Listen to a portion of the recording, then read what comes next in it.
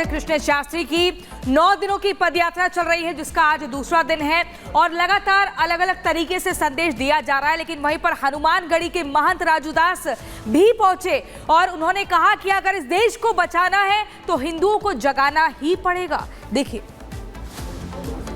चाहेंगे क्या लगता है कि इस यात्रा से हिंदू कितने संगठित होंगे? देखिए, पहले तो पूरे देश के लिए मैं मंगल कामना करता हूँ, आह्वान करता हूँ कि जात पात की करो विदाई, हिंदू हिंदू भाई भाई। ये हिंदू राष्ट्र एकता यात्रा जो पूज्य बागेश्वर धाम सरकार लेकर निकले हैं, सिर्फ यही है कि अगर सनातनियों को बचाए रखना है, अगर माँ भारती के टुकड़े ना हो, सनातन के मानने वाले अलग अपने ही देश में अगर उनको ये न महसूस हो कि हम दूसरे देश में हैं। बांग्लादेश में क्या स्थिति है? अगर भारत को बचाए रखना है तो हिंदू को बहुसंख्यक बनाए रखना है। आज तमाम लोग इस यात्रा का विरोध करते हैं तो मुझको लगता है वो सब आज जब तमाम ऐसे लोग कट्टरपंथी हैं जो जाति के नाम पर, पंथ के नाम पर, मजहब के नाम पर सिर्फ सनातन को ही दबाना, सनातन संस्कृति को गाली देना, हिंदू देवी देवताओं को गाली देना, हमारी धार्मिक ग्रंथ को फाड़ना, जलाना, प्रतिबंध करने की बात करना, उनकी इतनी हिम्मत हो गई है जो कहे हिंदू हिंसक है। अगर हम हिंसक होते तो क्या ये अपना त्यौहार मना पाते? क्या ये 6 करोड़ से 40 करोड़ हो जाते? और जहां पर हम 3 करोड़ थे वहां हम 0 हो जाते? आए दिन बांग्लादेश में हिंदू काटे जा रहा है, आए दिन हमारे मंदिर तोड़े जा रहे हैं, आए दिन हमारे मंदिर जलाए जा रहे हैं, आए दिन भारत में भी अगर हमको कोई यात्रा निकालना होता है तो आपको तकलीफ होती है। पूज्य बागेश्वर धाम सरकार निकले हैं, आप आह्वान कर रहे हैं लोगों से, आइए। और खबरों में आगे बढ़ेंगे, बात चुनावों की करेंगे क्योंकि कल 23 नवंबर किसको नंबर।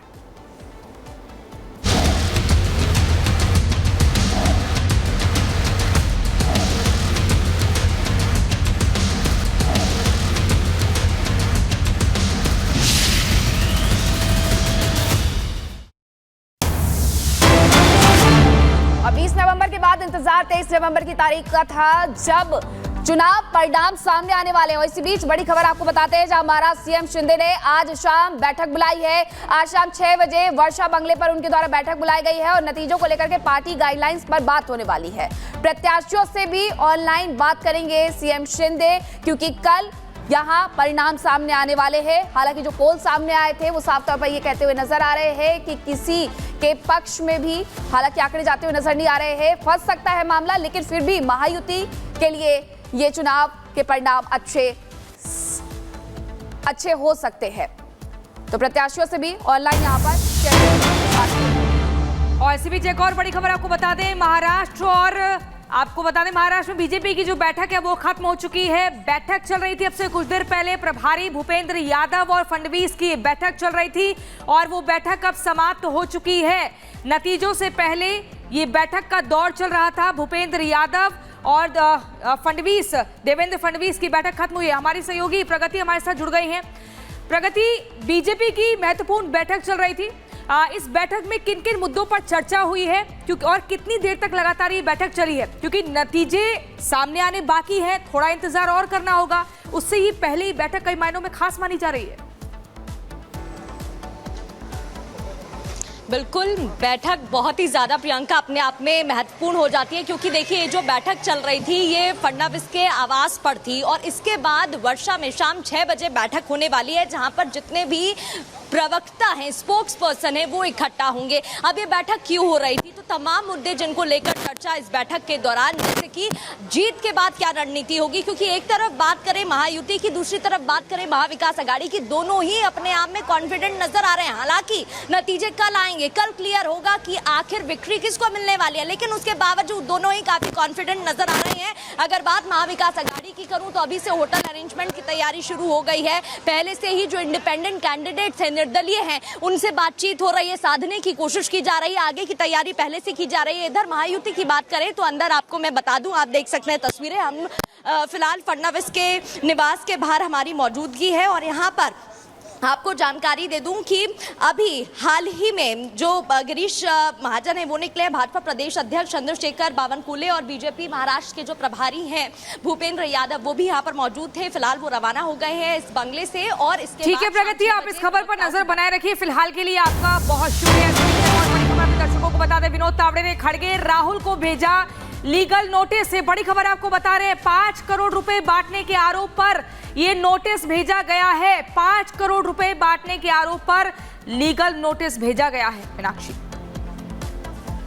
और महाराष्ट्र और झारखंड के विधानसभा चुनाव पूरे होने के बाद अब कल बारी है मतगणना की और सुबह 8 बजे से ही मतगणना शुरू हो जाएगी। ऐसे में कुछ ही घंटे में ये साफ हो जाएगा कि आखिरकार दोनों ही राज्यों में सरकार किसकी बनती हुई नजर आती है। लेकिन नतीजों के पहले दोनों राज्यों में सियासी हलचल तेज हो गई है। महाराष्ट्र में अघाड़ी के दल अपने संभावित विधायकों को मुंबई में ही रुकने की सलाह दे रहे हैं, तो दूसरी तरफ बीजेपी का दावा है कि महायुति की सरकार फिर बनेगी।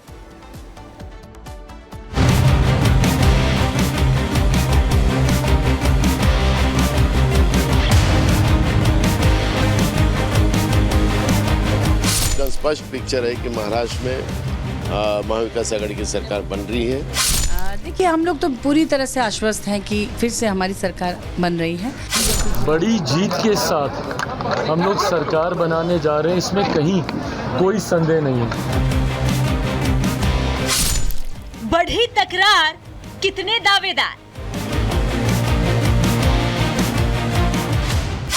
एग्जिट पोल का नतीजा, फिर चालू ईवीएम का रोना। 23 नवंबर किसे नंबर?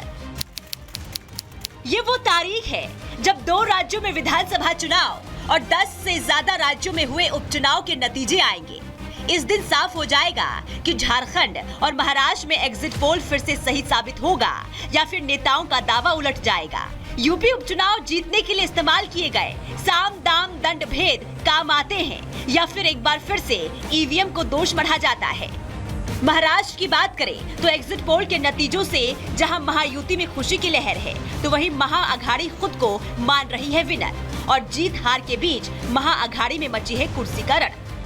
देखो, 200 के ऊपर महाराष्ट्र में महाविकास आघाड़ी की सीटें चुन के आएंगी और एकदम स्पष्ट पिक्चर है कि महाराष्ट्र में महाविकास आघाड़ी की सरकार बन रही है। महाराष्ट्र में जनादेश आया नहीं, उससे पहले ही सत्ता का बंटवारा शुरू हो गया है। वैसे भी एमवीए में कांग्रेस सबसे ज्यादा 101 सीटों पर चुनाव लड़ी है, तो बड़ा भाई बताकर वो सीएम पद का ख्वाब देख रही है, जिसको बीजेपी एक सपना बता रही है।